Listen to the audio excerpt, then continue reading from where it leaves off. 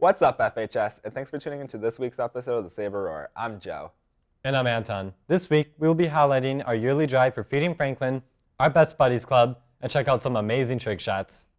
Yesterday was MLK Day. It is a day to honor civil rights activist Martin Luther King Jr. MLK is known for his peaceful, nonviolent protests for civil rights and against the injustices of systematic racism. He is quoted as saying, "We adopted the means of nonviolence because our end is a community at peace with itself. We will try to persuade with our words, but if our words fail, we will try to persuade with our acts."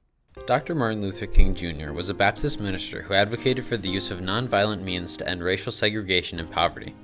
His famous "I Have a Dream" speech can be quoted by many of us. I have a dream that one day this nation will rise up and live out the true meaning of its creed.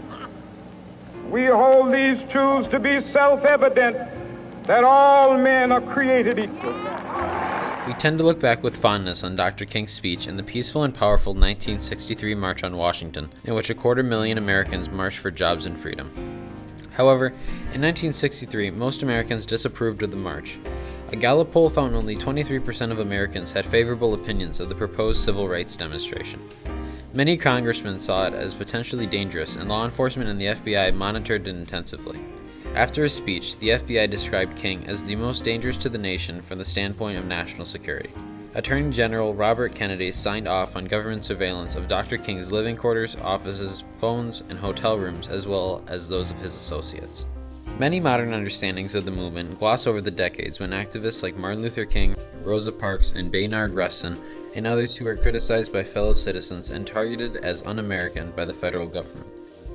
While many people of all races now admire King and Parks, in the 1960s the majority of Americans did not and found the civil rights movement both wrong and unnecessary. In 1964, the civil rights movement achieved two of its greatest successes. First, the ratification of the 24th Amendment, which abolished the poll tax, truly giving all people the right to vote. And second, the Civil Rights Act, which prohibited racial discrimination in employment and education, as well as outlawing racial segregation in public facilities.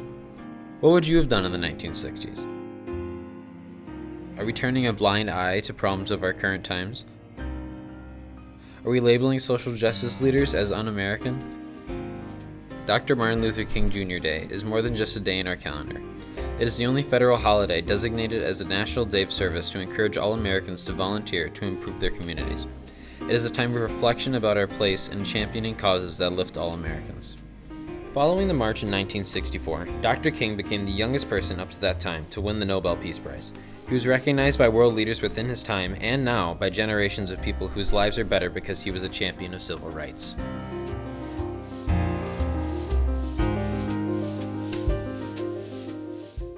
Black History Month is in February. The Saber Roar will have segments highlighting the important people, events, and history.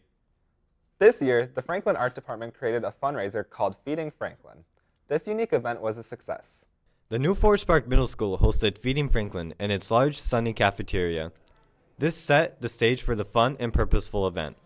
Students in grades 6 through 12 participated by making ceramic bowls in their art classes.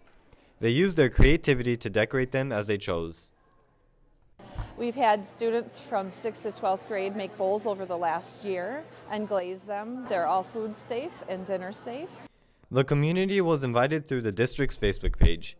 They could choose any bowls for $10. It was filled with soup and bread provided by Panera. As they enjoyed their meal, students from FPMS provided musical entertainment. Art teachers from all over the district came together to make this event a success. We have had so much fun making all these amazing bowls, all the kids in the community that are making such a big difference to other families. All the money raised was donated to the Hunger Task Force, whose mission is to prevent hunger and malnutrition by providing food to the people in need and by promoting social policies to achieve a hunger-free community.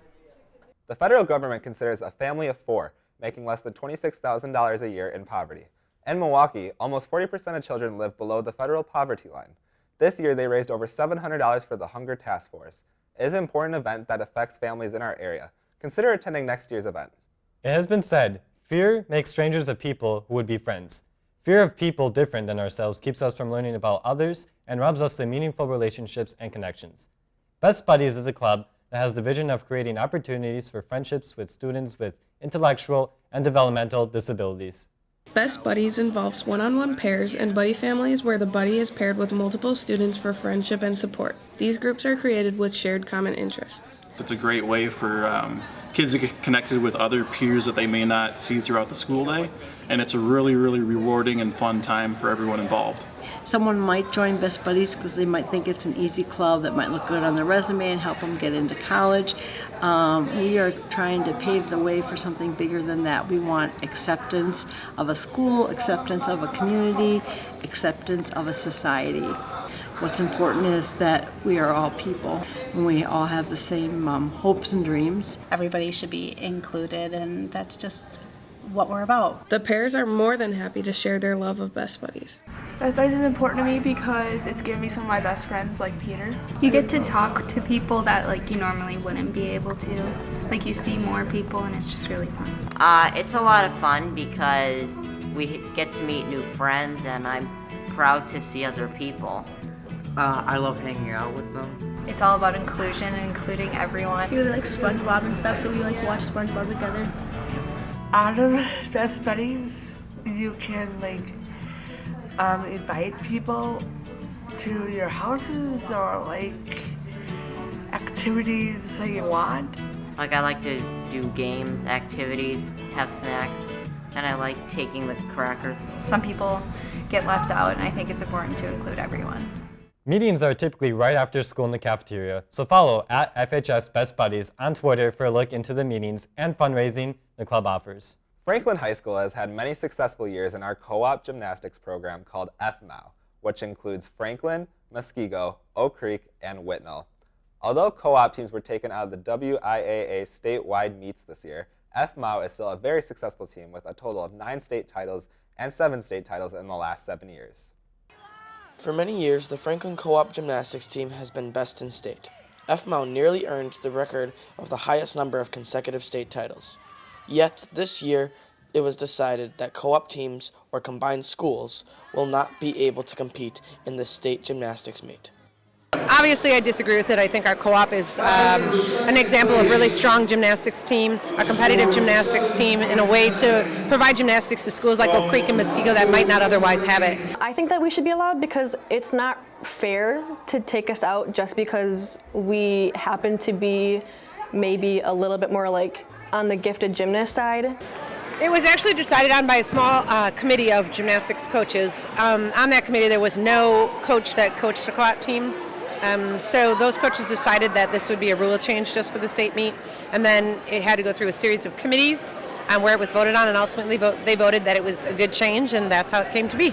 It's my senior year, it's my last year on the team, and it's my last year ever doing gymnastics, and I don't think that's fair to just take that away for whoever is looking forward to that. Yeah, we'll compete in the sectional meet, and then our individuals will have a chance to qualify to the individual state meet. So our athletes will still have a chance to compete at the state competition, just not as a team. Although you can no longer watch the team at state, all are still welcome to support FMOW the night before for the individual competition at Waterford High School and all other meets leading up to that night. FMOW is a great representation of FHS. The team schedule is available on the Franklin High School website under the Athletics and Activities tab. Watch the team show its hard work ethic, determination, and skill in the next meet. You may have seen people play basketball, but you haven't seen these guys play. Here's Tanner and Cody with some amazing trick shots. This is the Coffin Corner.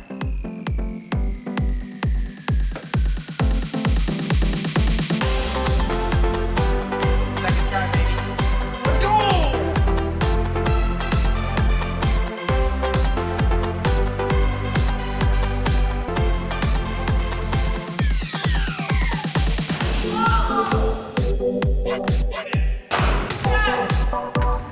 Here we go!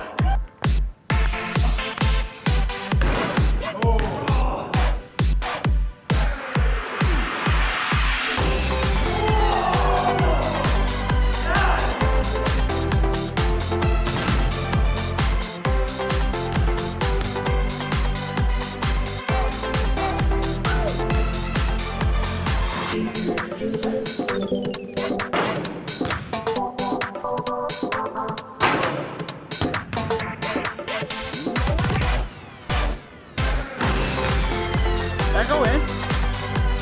Let's go!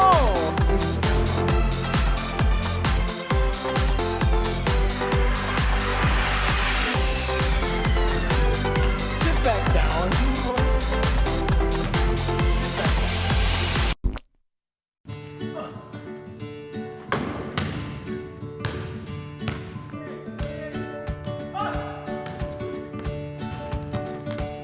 Yeah.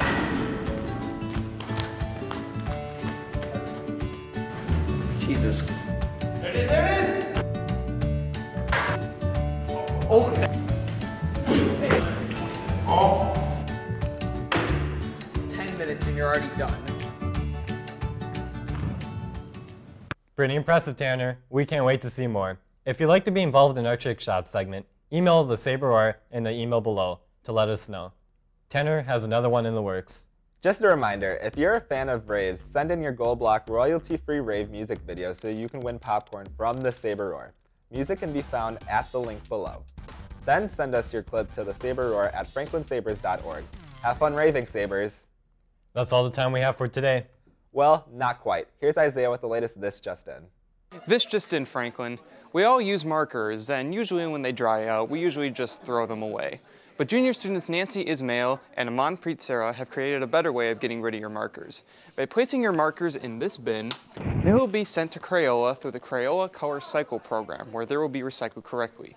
The bin for students can be found here in the art hallway, and for staff members, here in the mail room. Both bins will be open throughout the year.